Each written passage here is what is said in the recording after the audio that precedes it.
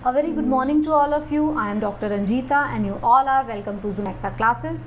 आज के इस लेक्चर में हम लोग पढ़ रहे हैं साइंस एमसीक्यूज़ को। तो हम साइंस एमसीक्यूज़ के थ्रू रिवाइज कर रहे हैं साइंस को। Let's start. अगर आपका कोई स्पेसिफिक सवाल है तो आप मुझे इस ईमेल एड्रेस पर मेल कर सकते हो। ये मेरा इंस्टाग्राम लिंक है, आप मुझे फॉलो कर सकते हैं। This is my Telegram channel link.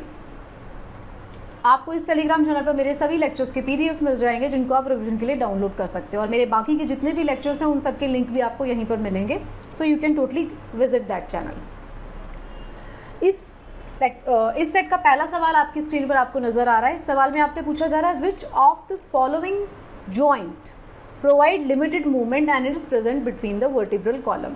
हमारी जो रीढ़ की हड्डी होती है उसके बीच में जो जॉइंट्स होते हैं उसके बारे में आपसे पूछा जा रहा है कि वो जो जॉइंट्स होते हैं जो हमारी रीढ़ की हड्डी के बीच में लगे होते हैं वो हमारे को बहुत ही लिमिटेड मूवमेंट प्रोवाइड करते हैं। मूवमेंट ज़रूर होता है लेकिन बहुत ही मिनिमल मूवमेंट होगा जो जॉइंट हमारे रीढ़ की हड्डी के बीच में प्रेजेंट है। तो ये पूछ रहा है कि वो किस तरीके का जॉइंट है, क्या वो फाइब्रस जॉइंट है, क्या वो कार्टिलेजिनस जॉइंट है, साइनोवियल जॉइंट है या इनमें से कोई भी नहीं है। तो आपको ये बताना है कि किस तरीके का जॉइंट जो है हमारे रीढ़ की हड्डी के बीच में प्रेजेंट होता है। तो ये जो है मैंने आपको काफ़ी डिटेल में पढ़ाया था। एमसीक्यू सेट में भी मैंने आपको एक बार पहले भी लिया हुआ है, कई बार इस सवाल को मैंने पहले लिया हुआ है घुमा फिरा के, और मैंने आपको एनसीईआरटी में भी डिटेल में पढ़ाया है। तो हमारे शरीर में जितने भी जॉइंट्स होते हैं अलग अलग टाइप की क्लासिफिकेशन मैंने आपको पढ़ाई थी अलग अलग बॉडी पार्ट्स में। जैसे कि अगर हम कंधे की बात करते हैं तो अलग तरीके का जॉइंट है, रिस्ट में हमारा अलग तरीके का जॉइंट है। तो मैंने ये सारी चीज़ें आपको बताई थी। जो रीढ़ की हड्डी में जॉइंट है वो बहुत ही लिमिटेड मूवमेंट प्रोवाइड करता है। तो that is option number B, cartilaginous joint is the right answer. तो कार्टिलेजिनस जॉइंट जो होगा वो एक तरीके का कैसा जॉइंट है, वो एक स्पेशल टाइप का जॉइंट है। क्यों है स्पेशल? इसलिए स्पेशल है कि कार्टिलेज जो होती है टफ होती है, फ्लैक्सिबल होती है, तो थोड़ी सी मूवमेंट प्रोवाइड करती है। तो कार्टिलेज, बोन, ये सारे के सारे अगर हम इसको क्लासीफाई करते हैं टिश्यूज़ की कैटेगरी में तो इन सब को हम क्या कहते हैं, इन सब को हम जानते हैं कनेक्टिव टिश्यू के नाम से। तो ये सारे कनेक्टिव टिश्यूज़ हैं, राइट। कार्टिलेज के केस में अगर मैं बात करूं, कार्टिलेजिनस जॉइंट के केस में अगर मैं बात करूं तो ये क्या करेगा, ये लिमिटेड मूवमेंट प्रोवाइड करेगा। मेनली कहाँ पे लिमिटेड होगा, axial skeleton such as vertebral column. ये जो जॉइंट है स्लाइटली मूवेबल होते हैं, बहुत ज़्यादा मूवमेंट प्रोवाइड नहीं करते। और क्या खास बात है, बोन्स जो होती हैं वो जुड़ी होती हैं कार्टिलेज के द्वारा। And these type of joints lack a joint cavity. अब देख लीजिए, इनके बीच में जॉइंट कैविटी नहीं होती। जॉइंट कैविटी अगर नहीं होगी तो उसके बीच में फ्लूइड भी नहीं होगा उस तरीके का, right. These joints are found in those places where stability and strength are required instead of free movement. तो अगर मैंने आपको जब बताया था अलग अलग तरीके के जॉइंट्स के बारे में, तो अगर हम कार्टिलेजिनस जॉइंट की बात करते हैं तो कार्टिलेजिनस जॉइंट बॉडी के उस पार्ट में मिलेंगे आपको जहाँ पर मूवमेंट से ज़्यादा हमें क्या चाहिए, मूवमेंट से ज़्यादा चाहिए हमें स्टेबिलिटी। मतलब हमें वो फिक्स रखना है, हमें उस स्ट्रक्चर को स्ट्रेंथ प्रोवाइड करना है। जैसे कि हमारा वर्टिब्रल कॉलम हो गया, जैसे कि हमारी स्कल हो गई, राइट। अगर हम कार्टिलेजिनस जॉइंट को कैटेगराइज करते हैं तो दो तरीके के हो सकते हैं। पहले कार्टिलेजिनस जॉइंट जिनको हम साइनोकॉन्ड्रोसिस कहते हैं, वो कहाँ पे मिलेंगे, वो हमारे बोन्स में मिलेंगे, स्कल की बोन्स में। अगर आपको पता होगा, अगर आप किसी छोटे से बच्चे को देखेंगे तो आप देखेंगे कि उसके जो उसका सर होता है उसके ऊपर आपको पल्सेशन दिखाई देंगे। मतलब क्या होता है कि उसके सर में जो होगा वो जॉइंट्स पूरी तरीके से जुड़े नहीं होंगे, अभी भी वो खुले हुए होते हैं, राइट। तो यहाँ पे प्रेजेंट होता है। दूसरे तरीके का जॉइंट होता है सिम्फिसिस जॉइंट, जो कि हमारी एक्सियल बोन्स के अंदर प्रेजेंट है, जो कि हमारी वर्टिब्रल डिस्क में प्रेजेंट है। तो ये इनकी फर्दर दो क्लासिफिकेशन हो गई। तो इसका सही जवाब था कार्टिलेजिनस जॉइंट।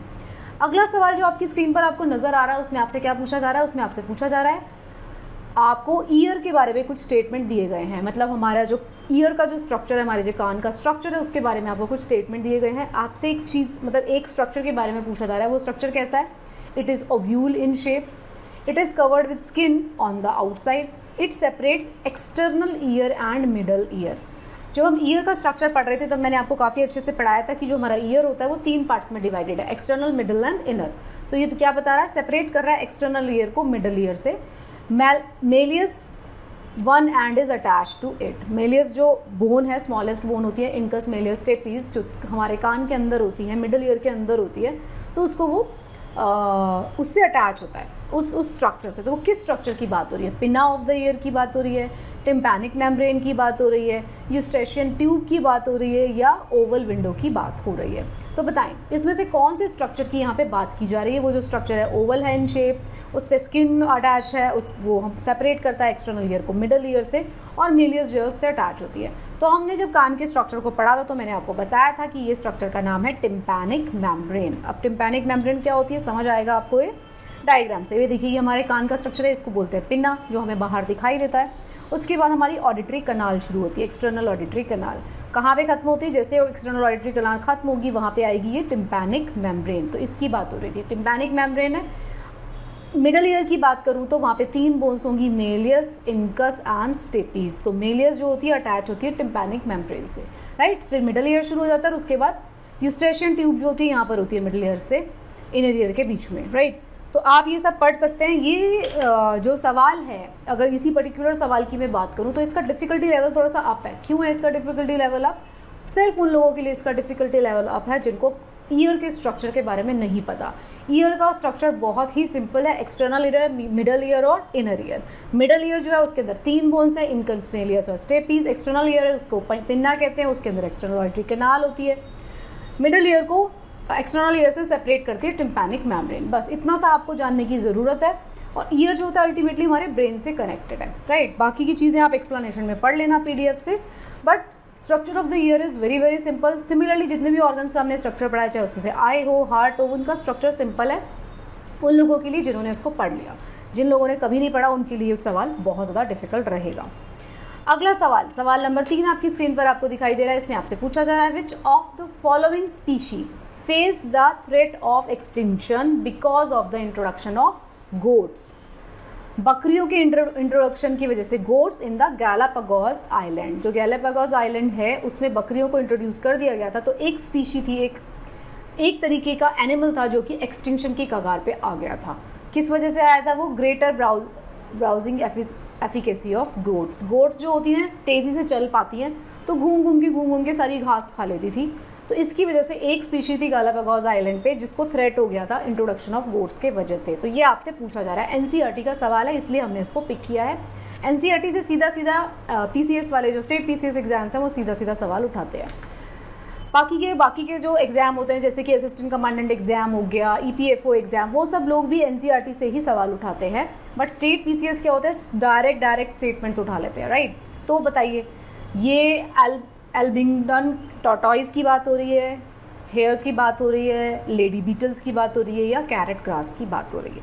बताएं सोच के, कौन सी ऐसे एनिमल या घास की, प्लांट की बात हो रही है जिसको थ्रेट हो गया था गोट्स की वजह से? क्योंकि गोट्स की जो रोम करने की, जो ब्राउज करने की जो कैपेसिटी है वो बहुत ज़्यादा है, वो घूम के सारी जगह पर घूम के अपनी घास को खा सकते हो। तो किसको थ्रेट हुआ था? तो इसका सही जवाब है टॉर्टॉइस को।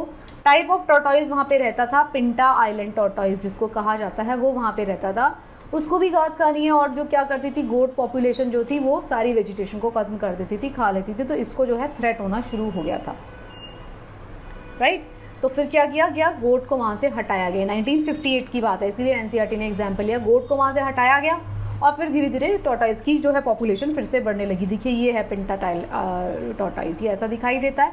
तो आप देख सकते हैं ये जो पर्टिकुलर क्वेश्चन उठाया गया, इससे आपको ये सीखने को का ज़्यादा इंपॉर्टेंस नहीं है कि वो कौन सा टॉर्टॉइस था, कौन सी गोट थी, कब का है, ये गैलापागोस आइलैंड है। इससे जो आपको सीखना है वो आपको ये सीखना है कॉम्पिटिशन, ठीक है। ये आपको सीखना है कि कंपटीशन होता है इंटरैक्शन ऑफ डिफरेंट स्पीशीज। जब डिफरेंट स्पीशीज इंटरैक्ट करती हैं तो उनके डिफरेंट तरीके के इंटरैक्टिव रिलेशनशिप्स होती हैं, जैसे म्यूचुअलिज्म हो सकता है, कॉमन सेलिज्म हो सकता है, बेनिफिशियल वाला रिलेशनशिप हो सकता है, एंड कंपटीशन हो सकता है, एक दूसरे को कॉम्पीट करना शुरू कर दें, पैरासिटिज्म हो सकता है। तो ये सारे के सारे इंटरैक्शन हमने स्पीशी के केस में पढ़े थे। तो ये किसका एग्जाम्पल है? This is the example of competition between 2 species, right. हमारे कंट्री में अगर मैं बात करती हूँ तो Congress grass is a type of grass, जिसको आपने साइड में लगा हुआ देखा होगा। उसने जो है हमारी जो नेटिव स्पीशी है उसको थ्रेट दे दिया था। ऐसे ही जो पानी की झीलें जो हैं, तालाब है, उसमें उगने वाली एक वैरायटी ऑफ स्पीशी है प्लांट की, जिसने जो है वहाँ की नेटिव, जो हमारे यहाँ की नेटिव स्पीशी है, उसको बहुत थ्रेट दिया था। तो इस तरीके के एग्जाम्पल्स आपको पता रहने चाहिए। अगला सवाल जो आपकी स्क्रीन पर दिखाई दे रहा है वो UPPCS ने 2017 में पूछा था। इस सवाल में आपसे पूछा जा रहा है कि which of the following species is not provided under which of the following services is not provided under ICDS scheme. ICDS scheme होती है जिसको बोलते हैं integrated child development services. ICDS जो है गवर्नमेंट की स्कीम है, इसके तहत कौन सी इसमें से 4 चीज़ों में से कौन सी जो फैसिलिटी है, जो सर्विस है, वो प्रोवाइड नहीं की जाती? Supplementary feeding, immunization, distribution of free books and school dress, health and nutritional education to 3 to 6 year old children. तो देखिए काफ़ी अच्छा सवाल है और आसान सवाल भी है उन लोगों के लिए जिनको पता है कि ICDS स्कीम कैसे काम करती है, राइट।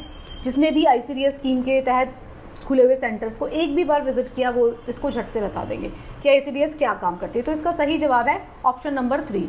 मतलब कि ये क्या करते हैं, फ्री बुक्स और स्कूल ड्रेस नहीं प्रोवाइड करती ICDS स्कीम। ICDS स्कीम जो बनाई गई थी वो बच्चों को, जो छोटे से बच्चे हैं, जो स्कूल जाने से पहले वाले बच्चे हैं या छोटे बच्चे, उनके बेनिफिट के लिए बनाई गई थी। तो it is a government programme of India that provide nutritional meal, preschool education, primary health care, immunization and health checkup and referral services to children. मतलब जो छोटे बच्चे थे, 6 साल से छोटे बच्चे, उनको नेग्लेक्ट ना किया जाए, उनका न्यूट्रिशन का ध्यान रखा जाए, वो पढ़ना लिखना थोड़ा बहुत सीखे, उसके लिए ये स्कीम आई थी। फ्री बुक्स का डिस्ट्रीब्यूशन इसमें नहीं होता था। तो स्कीम जो थी सबसे पहले लॉन्च की गई थी 1975 में, फिर इसको विड्रॉ कर लिया गया, बट लेटर ऑन 10th जो 5 year प्लान है उसमें उसको दोबारा इंट्रोड्यूस किया गया और अभी ये स्कीम जो है ऑलमोस्ट सभी स्टेट्स में चल रही है, right. ICDS scheme, ICDS scheme को बाद में इंटीग्रेट कर दिया गया आंगनवाड़ी सेंटर्स के साथ में। ये इतना डिटेल में हम क्यों डिस्कस कर रहे हैं, इसलिए हम डिस्कस कर रहे हैं कि जो गवर्नमेंट की स्कीम्स होती हैं, चाहे बेटी बचाओ बेटी पढ़ाओ, खेलो इंडिया, खेले मेरा देश, देखो मेरा देश, ये सारी जो स्कीम है ये आपको पता होनी चाहिए कि क्या स्कीम्स हैं, ये किस तरीके से काम कर रही है। अगर कोई स्कीम का नाम है तो वो क्या फैसिलिटी प्रोवाइड कर रही है, आपको ये सारी चीज़ें ज़रूर पता होनी चाहिए स्कीम्स के बारे में, which are the popular schemes. Okay, Azadi ka Amrit Mahotsav for example अभी सेलिब्रेट हो रहा है। क्यों सेलिब्रेट हो रहा है, इस सेलिब्रेशन में क्या क्या किया जा रहा है आज़ादी के अमृत महोत्सव सेलिब्रेशन में, तो ये सारी चीज़ें आप जो है देख सकते हैं। अगर हम ICDS स्कीम की बात करें तो you can totally read this PDF। ये हमें क्या क्या प्रोवाइड करती है, supplementary nutrition, health education, immunization, referral service, health checkup, ये सारे छोटे बच्चों को प्रोवाइड करती है। कॉन्ट्रासेप्टिव काउंसलिंग फॉर एडोलेसेंट्स जो है वो भी ICDS स्कीम के अंडर आता है, राइट। आखिरी सवाल इस सेट का इसमें आपसे पूछा जा रहा है, match the list 1 with list 2। UPPCST 2017 में पूछा था। इसमें क्या दिया गया है, इसमें कुछ प्रोडक्ट दिए गए हैं जो प्लांट से हमें ऑब्टेन होते हैं, which are very very beneficial, जैसे कि ओपियम, हींग, रबड़, कुनीन, है ना, ये सारे प्लांट से हमें ऑब्टेन किए जाते हैं। पूछा जा रहा है जनरल अवेयरनेस का बहुत ही अच्छा सवाल, पूछा जा रहा है कि प्लांट के किस पार्ट से आते हैं, बाग से, रूट से, फ्रूट से, स्टेम से। आपको मैच द फॉलोइंग करना है कि कौन सा पार्ट। ओपियम जो है वो हमें कैसे मिलता है, और जैसे ओपियम की बात हो रही है तो ओपियम के बारे में हो सकता है आप में से काफ़ी सारे लोगों ने रिसर्च करके पता लगा के रखा हो कि ओपियम जो है हमें कहाँ से मिलता है, हींग, रबड़, कुनीन। तो इसमें मैच द फॉलोइंग करना है, बताइए ओपियम कैसे मिलता है, हींग कैसे मिलता है, रबड़ कैसे मिलता है, कुनीन कैसे मिलता है। तो अगर हम इसका जो सही ऑप्शन बनेगा, ओपियम मिलता है हमको फ्रूट से, ठीक है, हींग हमको मिलता है रूट से। ओके, इसके PDF में आप पूरा एक्सप्लेनेशन पढ़ लीजिएगा। तो इसका सही जवाब शायद 2 बन रहा है, यस। तो ओपियम जो है, ओपियम कैसे मिल रहा है हमें, dry latex obtain from the seed capsule of the opium Poppy. ये जो ओपियम के देखो ये फ्लावर्स है उसके बीच में से हमको मिलता है। 12% of the opium is made up of the analgesic alkaloid morphine. Chemical process करके इससे मॉर्फिन भी बन जाता है, राइट। तो ओपियम हमें कहाँ से मिल रही है, हाँ, ओपियम हमें फ्लावर्स से मिल रही है। फिर जो हींग है जिसको एस्फर्टिडा कहा जाता है, इंग्लिश में हम उसको क्या कहते हैं, एस्फर्टिडा। एस्फर्टिडा जो होता है वो ड्राई लेटेक्स है, गम है ये, वो कहाँ से मिलता है, राइजोम। राइजोम क्या होता है, एक टाइप का रूट होता है। तो रूट जो होता है, उस प्लांट का जो रूट होता है उसके अंदर से वो गम निकलता है, उससे हम बनाते हैं हींग। ओके, तो हींग जो होता है उसको डेविल्स डंग भी कहा जाता है हींग, क्योंकि उसकी स्मेल जो है बहुत ज़्यादा स्ट्रॉन्ग स्मेल है, इसलिए इसको इसके ये सारे नाम दिए गए हैं।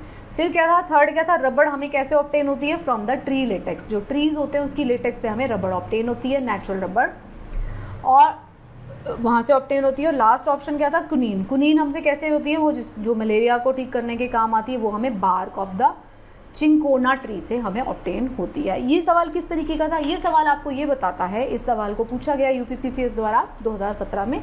ये आपको ये बताता है कि जो जनरल अवेयरनेस की चीज़ें हैं, जो हम डेली यूज़ में चीज़ें यूज़ करते हैं, क्या आपको उनके सोर्स के बारे में पता है, वो किस तरीके से काम करते हैं, किस चीज़ के लिए काम करते हैं, क्या आप उसके बारे में जानते हैं। तो it is more like a general awareness question. So I hope ये आपको इसके सारे सोर्स समझ में आए होंगे। So that's it for today. ये इस सेट के कुछ सवाल थे, आई होप आपको इनको सॉल्व करके काफ़ी मज़ा आया होगा। अगर आपको ये सीरीज़ पसंद आ रही है तो काइंडली चैनल को सब्सक्राइब करें और बाकी लोगों को भी इस सीरीज़ के बारे में बताएं। आपका जो सब्सक्रिप्शन है, आपके जो कमेंट्स हैं, वो काफ़ी मैटर करते हैं मेरे लिए। अगर आप चाहते हैं कि गुड क्वालिटी कंटेंट आप किसी टॉपिक के बारे में देखना चाहते हैं तो दिस इज़ द वे, और आप मुझे मेल करके भी स्पेसिफिक चीज़ों के बारे में बता सकते हैं। Thank you so much, keep watching and best of luck for your preparation.